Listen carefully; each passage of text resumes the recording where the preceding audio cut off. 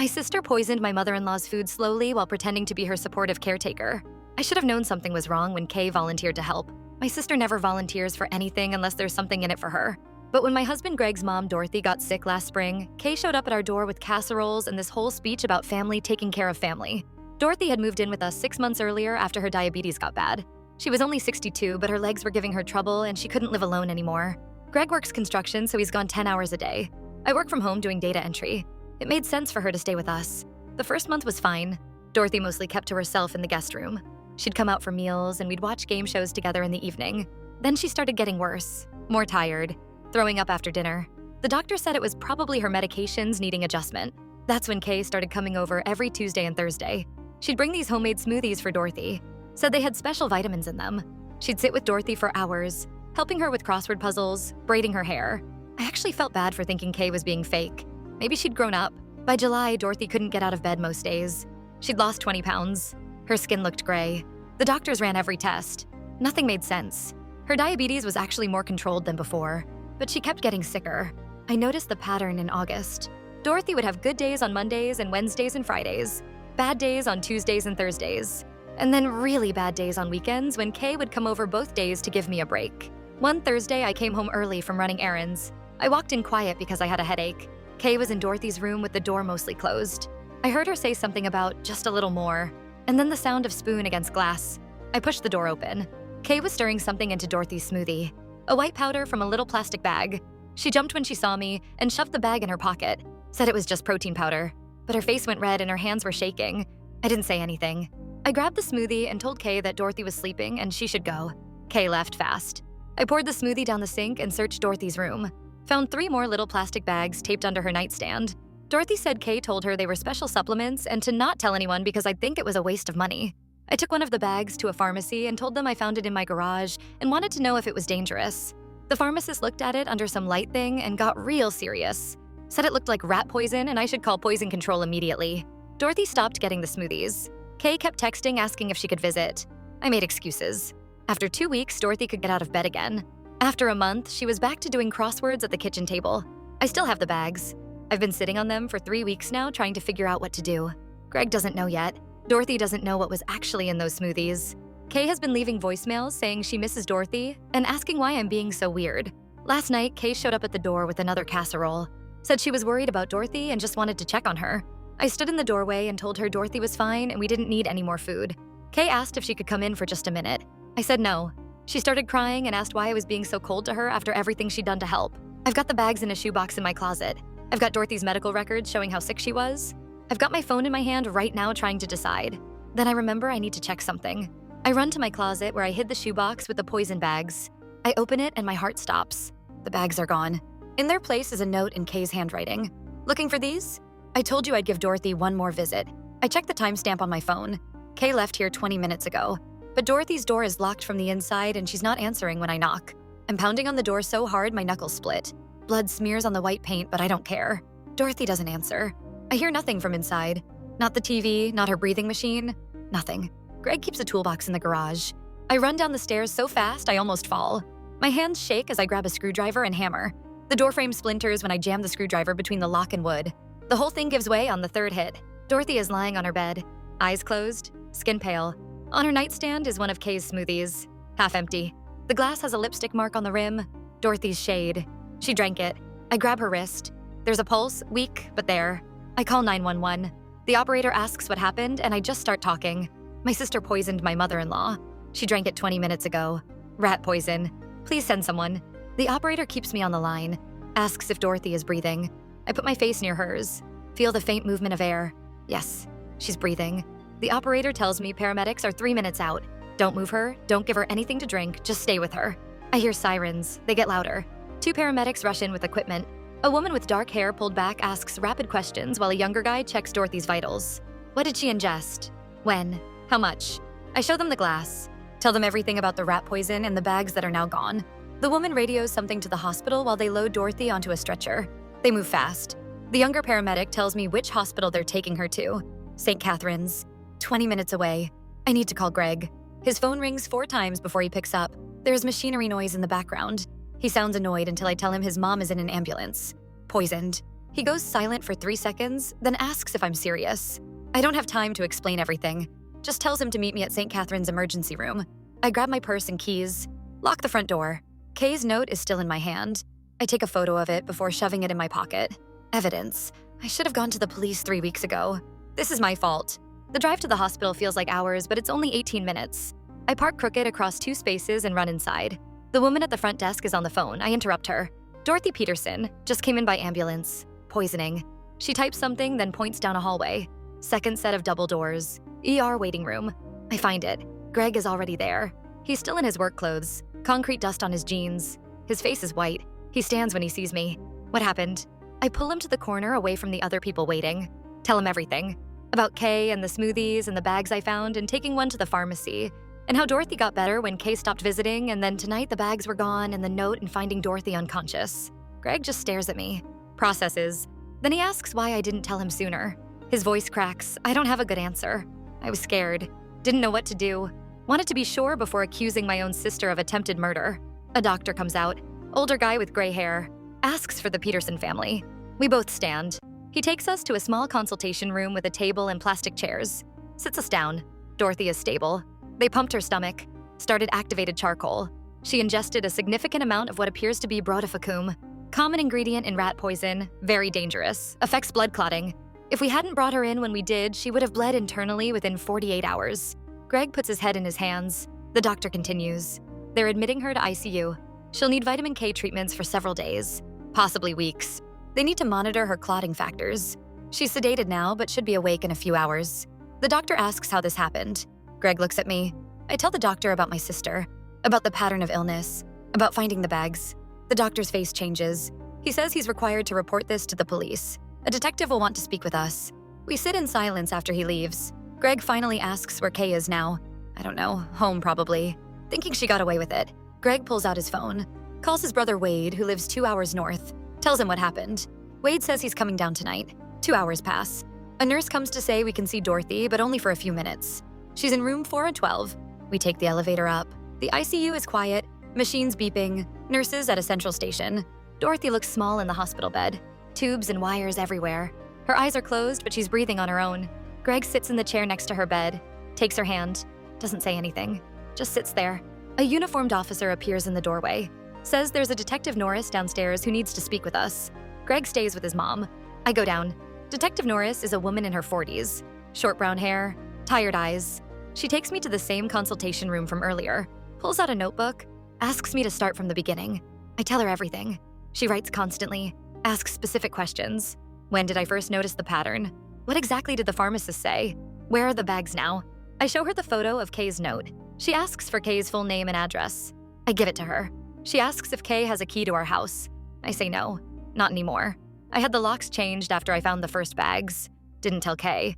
Just stopped answering when she knocked. Detective Norris asks if I have any proof Kay was the one who put poison in the smoothies today. I don't. Just the note and the timing and the fact that Kay was at our house 20 minutes before I found Dorothy unconscious. She asks if there's any reason Kay would want to hurt Dorothy. I don't have an answer for that. Kay barely knew Dorothy before she got sick. They weren't close. Had no history, no fights or arguments, nothing that would explain attempted murder. Unless. And then I remember something. 3 months ago, early June, Kay came over asking to borrow money. $5,000. Said she was behind on rent and her car payment and her credit cards. I said no. We didn't have it.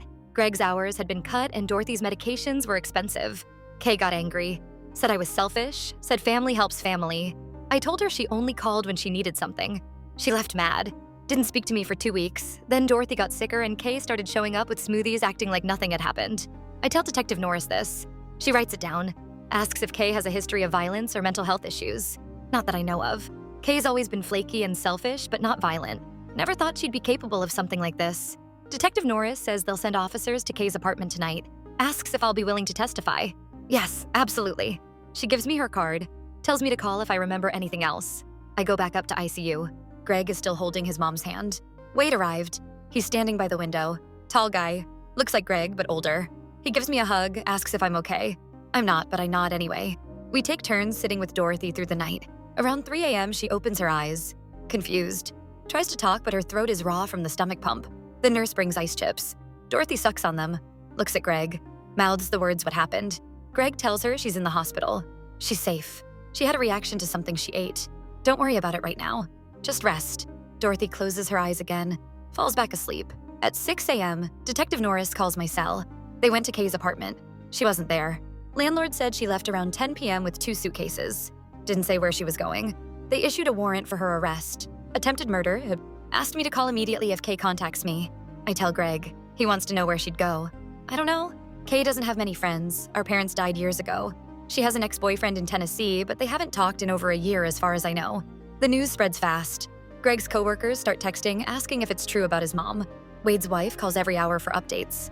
My boss emails saying, take all the time I need. The local news picks up the story by noon. Woman hospitalized after suspected poisoning. Police searching for suspect. They don't use Kay's name at first. Just say a family member. But by evening, her photo is on the news. The picture they use is from her Facebook. She's smiling, looks normal. Not like someone who would poison an elderly woman. My phone blows up. People I haven't talked to in years messaging me. Is that your sister? I can't believe it. Let me know if you need anything. I turn off my phone. Dorothy stays in ICU for 3 days. Her clotting factors slowly improve. The vitamin K treatments are working. By day 4, they move her to a regular room. She's awake more, asks questions. Why would Kay do this? I don't have answers. Greg finally tells her everything. About the smoothies and the poison and how I found her unconscious. Dorothy cries. Says she trusted Kay. Thought Kay actually cared about her. It breaks something in her. Kay stays missing for 8 days. Then Detective Norris calls. They found her in a motel outside Memphis. She's being extradited back here. Should arrive tomorrow. There will be an arraignment. The arraignment is quick. Kay looks different. Hair messy. No makeup. She won't look at me when they bring her in. Her public defender enters a not guilty plea. The judge sets bail at $200,000. Kay doesn't have it. She's remanded to county jail. After the arraignment, I wait in the hallway. Kay's attorney comes out. A tired-looking guy named Brennan. Says Kay wants to talk to me. I shouldn't. I know I shouldn't. But I follow him to a small room where they bring Kay in wearing an orange jumpsuit. We sit across from each other. Kay looks at the table. Finally says she's sorry. Her voice is flat. I ask why. Why would you do this to Dorothy? She was always nice to you. Kay says she needed money, was desperate. Thought if Dorothy died, Greg would inherit her life insurance, $50,000. Kay knew I'd help her if Greg came into money. It was supposed to look natural. Old lady with diabetes. Nobody would question it. But then I found the bags. Got suspicious, stopped letting Kay visit. So she had to act faster. Knew I'd kept the bags somewhere. Found them in my closet when she came over last week. I left her alone for 2 minutes to get my phone charger. That's all it took. She took the bags. Left the note to scare me. Came back later that night through the back door. I didn't know the lock on that door was broken. Been broken for a month. Greg was supposed to fix it. Kay let herself in while we were having dinner. Put the smoothie on Dorothy's nightstand with a note saying it was from me, that I made it special for her. Dorothy drank it thinking I'd left it there. Kay watched from outside the window. Saw Dorothy drink it and then left. Figured by the time anyone found her, it would be too late. I ask if she feels anything. Any remorse? Kay shrugs, says she panicked, needed the money. Things got out of hand. She didn't think it through. Like attempted murder is something you don't think through. I stand up. Tell her I'll testify against her. Do everything I can to make sure she stays in prison. Kay just nods. Says she expected that. I leave. The trial is set for 3 months later. Kay's attorney tries to negotiate a plea deal. 20 years. Prosecutor wants 35. They can't agree. It goes to trial. The trial lasts 2 weeks. I testify on day 3. Tell the jury everything. The prosecutor shows them the medical records. Dorothy's decline matching Kay's visit schedule. The bags I found. The pharmacist testifies about identifying the poison. Dorothy testifies about trusting Kay. About drinking the smoothie thinking I'd made it for her. Kay's defense is weak. They try to claim she was mentally unwell. Depressed about money, not thinking clearly. The prosecutor brings up her plan to let herself in through the broken door. The note she left. The fact that she ran when police came looking. Not the actions of someone too mentally ill to understand what they were doing.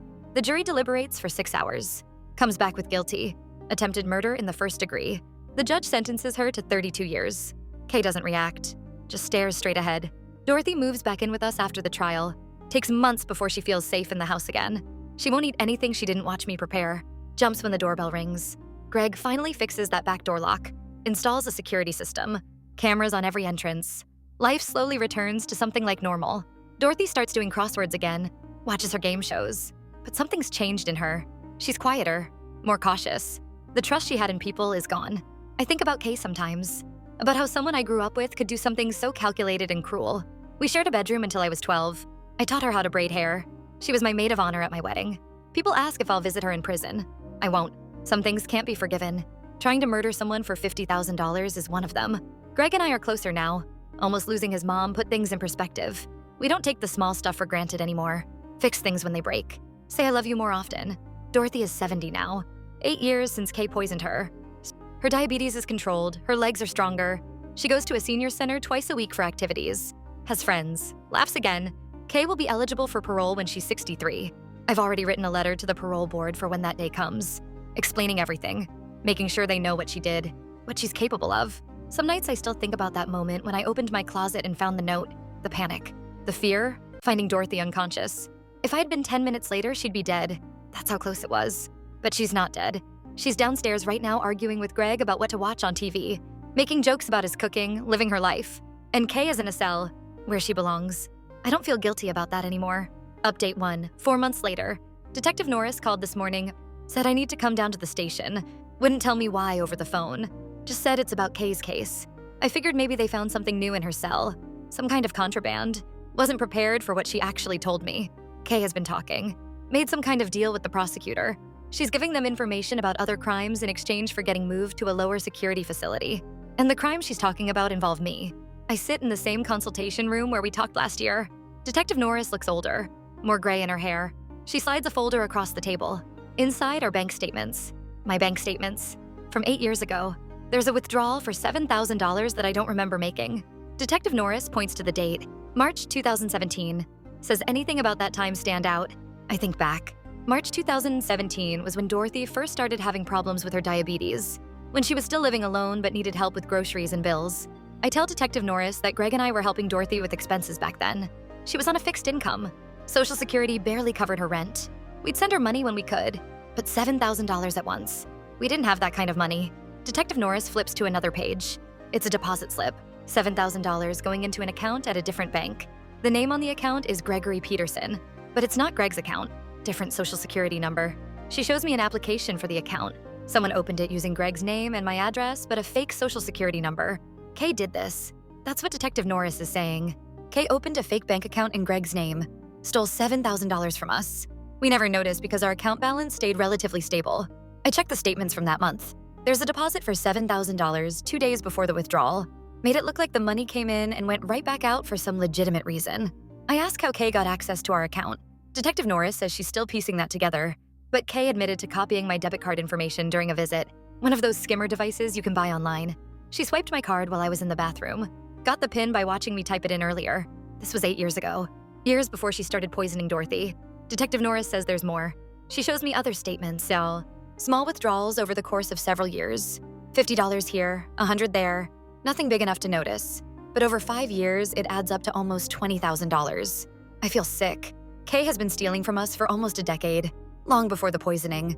Long before she showed up pretending to help with Dorothy. This was always about money. Detective Norris asks if I want to press charges. The statute of limitations hasn't run out on most of it. I could add theft and identity theft to her existing sentence. More years in prison. I say yes. Absolutely yes. Then I ask why Kay is suddenly admitting to all this. What's in it for her? Detective Norris explains that Kay is giving them information about other people too. A whole network of people who taught her how to do the identity theft. How to skim cards. How to open fake accounts. Some kind of organized group. The FBI is involved now. They want Kay's testimony against bigger fish. In exchange, she gets moved to a facility with better conditions. Still prison, but not county jail. Better food. More privileges. It makes me angry that she's benefiting from confessing to crimes she committed. But Detective Norris says this is how it works. Sometimes you have to give someone a deal to catch worse criminals. And the people Kay is giving them are much worse. Running operations across multiple states, stealing millions, ruining lives. I drive home numb. Greg is in the garage working on his truck. I tell him everything. He stops what he's doing, stares at me, asks how we didn't notice $20,000 missing over 5 years. I don't know. We weren't careful back then.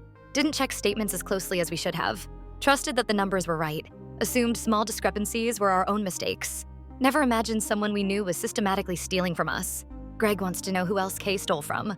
Detective Norris said they're still investigating. But it wasn't just us. Kay's been running schemes on family and friends for years. Small amounts from each person, flying under the radar. That night, I go through our old statements. Every transaction from the past 10 years. Looking for anything suspicious. Find 3 more withdrawals I can't explain. $200 here, $500 there. All around times when Kay visited. I call Detective Norris back. Give her the dates. She says she'll add them to the case file. Asks how I'm holding up. I tell her I don't know. Finding out your sister has been stealing from you for a decade while also trying to murder your mother-in-law for insurance money is a lot to process. The next week, the prosecutor calls, asks if I'll testify in the new trial. Against Kay again, but this time about the theft. I agree. This trial is scheduled for 6 months out. Federal court because it crosses state lines. Wade comes down for a weekend, asks if there were any signs we missed. Any indication Kay was doing this? I think back to family dinners, holidays, birthday parties. Kay always seemed normal. A bit selfish, maybe. Always asking for small favors. But nothing that screamed criminal. Dorothy takes it hard.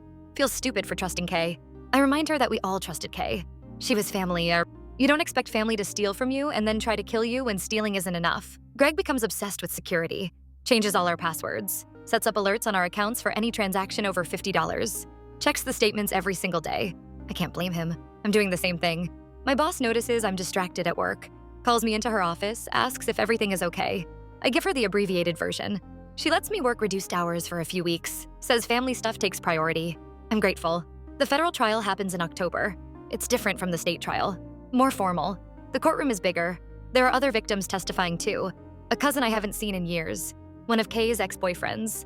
A woman who used to be her roommate. We all tell similar stories. Kay gaining trust. Getting access to personal information. Small thefts that went unnoticed until they added up. The prosecutor presents evidence of the organized group. Chat logs. Instructions on how to skim cards. Tutorials on opening fake accounts. Kay's face stays blank through most of it. Only shows emotion when they play a recording of her talking to one of the group members. Bragging about how easy it was to steal from her own family. How we trusted her completely. How stupid we were. Hearing her say that, in her own voice, laughing about it, something breaks in me. I realize the sister I thought I knew never existed. This person who could laugh about stealing from family and poisoning an old woman. That's who Kay really is. The jury convicts on all counts. The judge adds 15 years to her sentence. She'll be in prison until she's almost 70 years old. Won't matter that it's a nicer facility. She'll still be locked up. After the trial, I stopped thinking about Kay. Stopped wondering why she did it or if there were signs I missed. She made her choices. Now she lives with them. Greg and I put the stolen money behind us. Can't get it back. Most of it was spent years ago. But we're more careful now. Check everything twice. Trust a little less easily. Dorothy asks me once if I think Kay will ever apologize. Really apologize. Not the fake sorry she gave me in that room after her arrest, but genuine remorse for what she did. I tell Dorothy I don't think Kay is capable of that. Some people just aren't built with that part of their conscience. Life moves on. We celebrate Dorothy's 71st birthday with a small party. Just us and Wade and a few of Dorothy's friends from the senior center. She blows out the candles and makes a wish. Later, she tells me she wished for peace. For all of us to find peace after everything Kay put us through. I think we're getting there. Slowly. Some days are harder than others. But we're building something new. Something honest. Without Kay's shadow hanging over it. And that's worth more than the money she stole. Update 2. 1 year after the federal trial.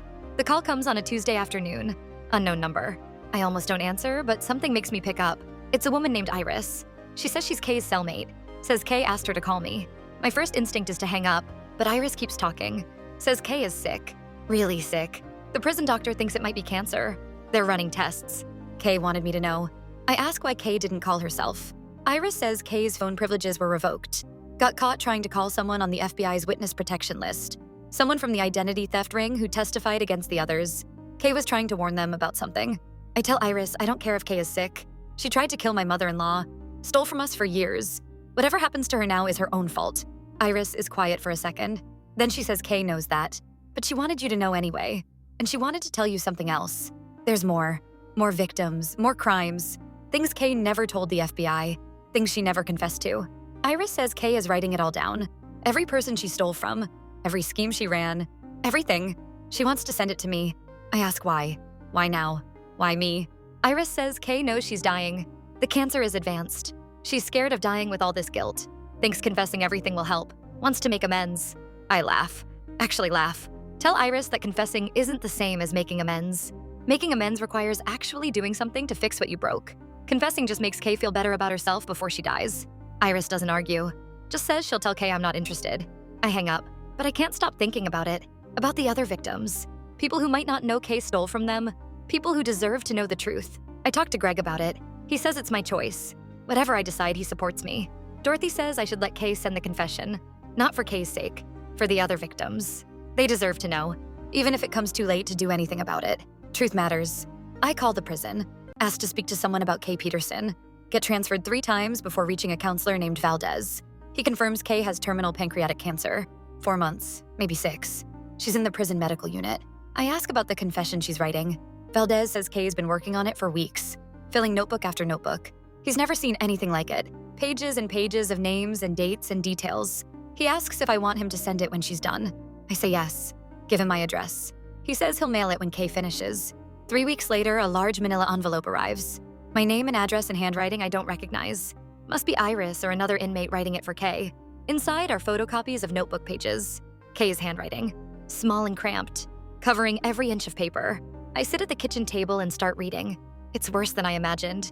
Kay didn't just steal from family. She stole from coworkers, neighbors, friends from high school, the woman who did her hair, her dentist's receptionist, anyone who trusted her even a little bit. She lists amounts, dates, methods, how she convinced someone to let her borrow their credit card for an emergency, then ran up charges before canceling it. How she memorized someone's social security number after seeing it on a document and opened credit cards in their name. How she pretended to be collecting money for a charity, then kept it all. There are 63 names in the confession. 63 people Kay stole from. Some only once. Others repeatedly over years. The amounts range from $200 to $35,000. The total is over $400,000. I feel sick reading it. This went back almost 20 years.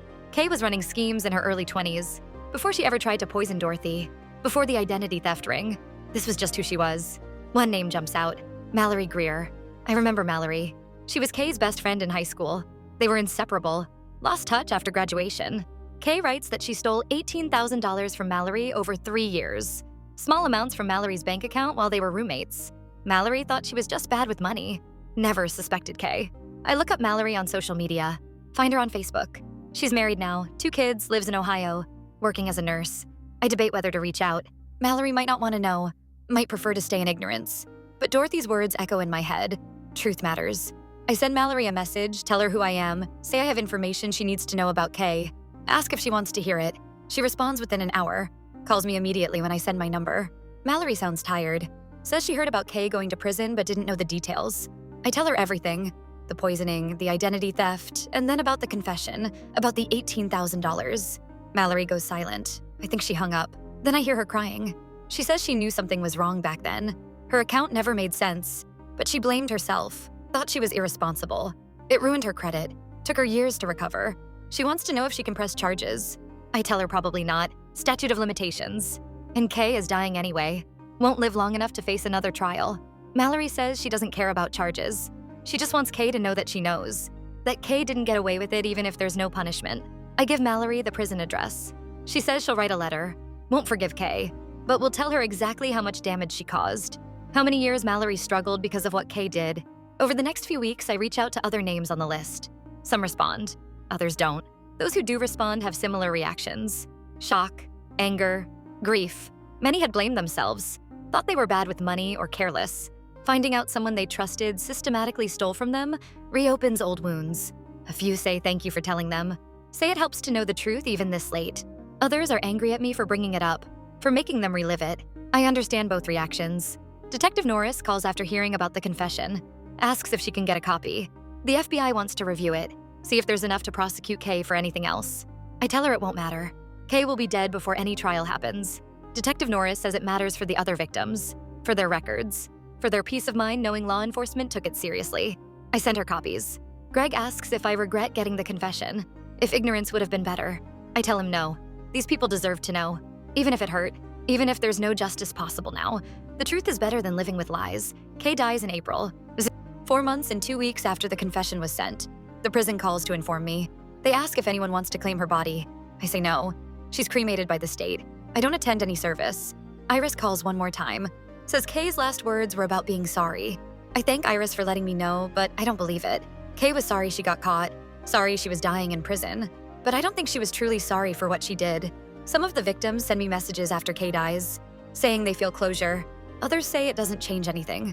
They're still dealing with the financial consequences of Kay's theft, still paying off debt she created, still rebuilding credit scores she destroyed. Dorothy asks if I feel anything about Kay's death. Relief, sadness, anger.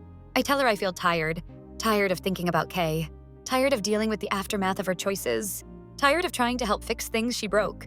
But I also feel grateful. Grateful Dorothy survived, Grateful we caught Kay before she killed someone. Grateful we have our lives and our health even if we lost money and trust. The confession sits in my desk drawer now. I take it out sometimes when someone new reaches out asking about Kay. When another victim sees the news coverage and wonders if Kay ever stole from them. I check the list. Tell them yes or no. It's become a strange kind of archive. A record of Kay's crimes. A map of the damage one person can do when they choose to hurt others for personal gain. Greg asks if I'll ever throw it away. I don't think so.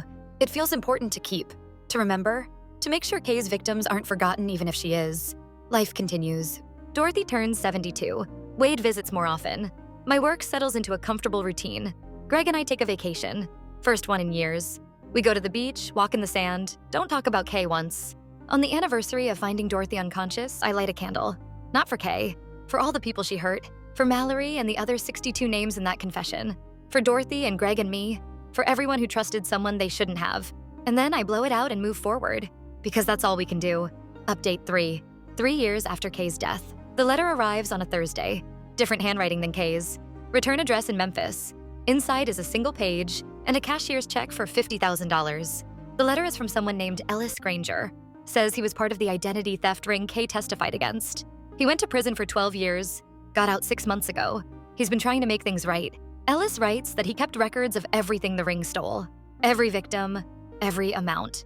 He's been tracking people down, trying to pay them back. Not full amounts. He doesn't have that kind of money, but something. An acknowledgement that what they did was wrong. Kay's victims are on his list, including me. The $50,000 doesn't cover what Kay stole from us over the years. Doesn't come close. But Ellis says it's what he can afford right now. He's working construction, saving every extra dollar, trying to pay back everyone. I don't cash the check immediately, don't know if I should. This money came from crimes. Even if Ellis is trying to make amends now, Greg says take it. We can use it for Dorothy's medical expenses. She needs a new wheelchair. Her insurance only covers part of it. I call the number at the bottom of the letter. Ellis answers on the third ring. His voice is rough, sounds older than I expected. I tell him who I am, ask if this is real or some kind of scam. Ellis laughs, says he understands the suspicion, but no scam. He's really trying to pay people back. It's part of his parole requirements, actually. Make restitution. He chose to go beyond the minimum. I ask why. Why bother paying back Kay's victims when Kay is dead? Ellis says because the harm is still there. Kay being dead doesn't erase what she did, what they did together. He wants to face it, make whatever amends he can. We talk for 30 minutes. Ellis tells me about prison, about the other guys from the ring. Most of them didn't learn anything. Got out and went right back to scamming. But Ellis says he couldn't do it anymore. Saw what it did to people, decided to be different. He asks about Dorothy, if she recovered. I tell him she did mostly. Still has nightmares sometimes. Still checks her food before eating. But she's alive and that's what matters. Ellis says he's glad. Says Kay talked about Dorothy in prison. Seemed to actually regret that one. I doubt that, but don't say it. Before we hang up, Ellis asks if I've heard from any other victims. Anyone else from Kay's confession. I tell him about Mallory, about the others I contacted. Some responded, others didn't. Ellis says he has Mallory's name on his list too. Plans to send her money next month. He's working through them alphabetically. We're near the end. P for Peterson. After the call, I look at the check again. $50,000. It won't undo the years of stress, the damaged credit, the broken trust. But it's something. I cash it, use part for Dorothy's wheelchair. A nice one with better wheels and cushions. She cries when we show it to her. Says it's too much. We tell her it's from someone trying to make things right. She doesn't need to know all the details. The rest goes into savings. Emergency fund, for the future. For peace of mind. Mallory texts me a few weeks later. Says she got a check from Ellis too. $20,000. More than Kay stole from her. Mallory doesn't know what to do with it. Feels weird accepting money from someone who helped Kay hurt her. I tell her it's up to her. No right answer. Mallory eventually decides to donate it. Finds a charity that helps people recovering from financial abuse. Turns her pain into something that helps others. I think that's beautiful. More victims start reaching out over the next few months. They got checks from Ellis too. Some keep the money, others donate it, a few send it back. Everyone processes it differently. One victim, a man named Terrence who Kay stole $30,000 from, uses his money to start a support group for people who've been scammed by family members. He says it's a specific kind of betrayal, different from being scammed by strangers. He wants people to have a space to talk about it. I go to one meeting. It's in a church basement, folding chairs arranged in a circle, coffee and store-bought cookies on a table. About 15 people show up. Everyone shares their story. Sister who stole inheritance, brother who ran up credit cards in their name, parent who emptied their college fund, cousin who borrowed money and never paid it back. The details are different, but the pain is the same. A woman named Portia talks about her daughter. How she embezzled from Portia's small business. $40,000 over 2 years. Portia had to close the business, file bankruptcy. Her daughter never apologized. Just said Portia should have paid her more. The stories go on, each one a variation of betrayal, of trust broken by the people who should have protected it. When it's my turn, I talk about Kay, about the poisoning and the theft and the confession, about Ellis and the check and not knowing how to feel about any of it. Portia nods, says forgiveness is complicated. Some people think you have to forgive to move on, but she doesn't think that's true. You can move on while still being angry, while still refusing to forgive. Both things can exist. The group helps, knowing I'm not alone in this specific kind of hurt, knowing others understand. We exchange numbers, promise to stay in touch. Greg notices I'm lighter after the meetings, says it's good to see me processing instead of just pushing it down. He's right. For years, I tried to just move forward. Pretend Kay didn't affect me that much, but she did. And acknowledging that helps. Dorothy starts going to therapy. Finally. She resisted for years, said she was fine, but the nightmares got worse. Panic attacks when someone knocked on the door. Her doctor suggested trauma therapy. Dorothy agreed. It takes months, but slowly Dorothy gets better. The nightmares decrease. She can answer the door without her heart racing. She even makes a new friend at the senior center. A woman named Beverly, who Dorothy has coffee with twice a week. Wade meets someone. A woman named Jolene he works with. She's kind and funny and good for him. They get engaged after 6 months. The wedding is small, just family and close friends. Dorothy walks Wade down the aisle. There isn't a dry eye. At the reception, Wade gives a toast. Thanks everyone for coming, for supporting him, especially these past few years, which have been rough. He doesn't mention Kay by name. Doesn't need to. Everyone knows what he means. He talks about family, how you can't choose who you're related to, but you can choose who you let into your life, who you trust, who you build your future with. He looks at Jolene, says he's grateful every day that he chose her and she chose him back. It's a good reminder. Family is more than blood. It's the people who show up, who stick around, who prove through their actions that they care. Ellis sends another check a year later. Smaller this time, $5,000. The letter says he's still working through the list, still trying to make amends. He's in therapy now, learning why he made the choices he did, trying to be better. I write back. Thank him for the money and for the effort. Tell him about Dorothy's progress, about the support group, about Wade's wedding. Ellis responds, says he's glad we're healing, says it helps him to know his amends mean something. We don't become friends exactly, but we stay in touch. Check in every few months. It's strange having a connection to someone from that part of my life, but it feels important somehow. The support group grows. Terrence moves it to a bigger space. Community center with actual comfortable chairs. We start meeting twice a month instead of once. New people join. Others move on. The core group stays. Portia eventually reconciles with her daughter. Doesn't trust her with money. Probably never will. But they talk now. See each other on holidays. It's not the relationship Portia wanted, but it's something. She says she's learning to accept it. I think about what acceptance means. It's not the same as forgiveness. It's not saying what happened was okay. It's just acknowledging reality. Kay did what she did. She's dead now. I can spend the rest of my life angry, or I can accept it and build something new. I choose to build. Greg and I use some of Ellis's money to take Dorothy on a trip, somewhere she's always wanted to go. We settle on a cruise. Dorothy's never been on a ship, never seen the ocean from the middle of nowhere with no land in sight. We book a week-long cruise to the Caribbean. Dorothy is nervous at first, worried about being on the water, about being far from hospitals. But once we're sailing, she relaxes, sits on the deck watching dolphins, tries escargot at dinner even though she swears she won't like it. She does. One night we're sitting on our balcony, stars everywhere, water black and calm. Dorothy says she's grateful for surviving, for this trip, for everything. I tell her I'm grateful too, that she's here, that we all are, despite everything Kay tried to take from us. Dorothy is quiet for a minute. Then she says maybe Kay did us a favor in a weird way, made us appreciate what we have, made us more careful, more intentional about our relationships. I don't know if I'd go that far, but I understand what she means. We don't take things for granted anymore. We show up for each other. We pay attention. The cruise ends too soon. We fly home tired but happy. Dorothy talks about the trip for weeks, shows everyone pictures, plans another vacation for next year. Life is good, not perfect. We still have hard days, moments when the past creeps in, but more and more the good outweighs the bad. The support group throws a party for Terrence. 5 years since he started it. Over 100 people have come through. Many moved on. Some still attend. All of them affected by his willingness to create space for this specific pain. We rent out a room at a restaurant. Everyone brings food. There are speeches and stories and laughter. Terrence gets emotional. Says starting the group saved his life. Gave him purpose after his sister destroyed his finances. He's grateful for everyone who trusted him with their stories. I think about trust a lot. How hard it is to rebuild once it's broken. How Kay didn't just steal money. She stole our ability to trust easily. Made us suspicious. Made us check and recheck everything. But slowly we're learning to trust again. In small ways. Letting Dorothy's friend Beverly come over without supervision. Giving our new neighbor a key to water plants when we're away. Accepting Ellis's checks without assuming it's a trick. Trust is a choice. Kay chose to break it. We're choosing to rebuild it. Greg retires from construction after 30 years. His back can't take it anymore. He starts doing woodworking instead. Makes furniture in the garage. Sells some pieces online. Gives others as gifts. He makes Dorothy a jewelry box. Cedar wood with careful joints and a mirror inside the lid. She keeps her everyday pieces in it. Not expensive stuff. Just things she likes. The jewelry Kay stole is gone forever. But Dorothy has new pieces now. Each one connected to a good memory. I get promoted at work. Managing a small team now. More responsibility. More pay. We use the extra money to pay off the house early. One less thing to worry about. Wade and Jolene have a baby. A girl named Ruby.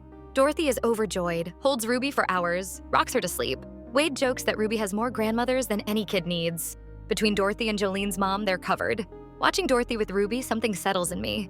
Kay tried to take this from us. Tried to prevent this future where Dorothy gets to hold her grandbaby, where she gets to see what comes next. But Kay failed. Dorothy is here. Ruby is here. We're all here. The last check from Ellis arrives on a random Tuesday 5 years after the first one. $20,000 this time. The letter says he finished the list. Everyone has been paid back as much as he can manage. He's starting a new job. Better pay. Wants to save for his own future now. He thanks me for responding to his letters, for not treating him like garbage, for giving him a chance to make things right. He says he's different now. Not the person who helped Kay hurt people. Not perfect, but trying. I believe him. We used the money to set up college funds for Ruby and Wade's second baby who's on the way. Not huge amounts, but enough to help. A way of turning something bad into something good.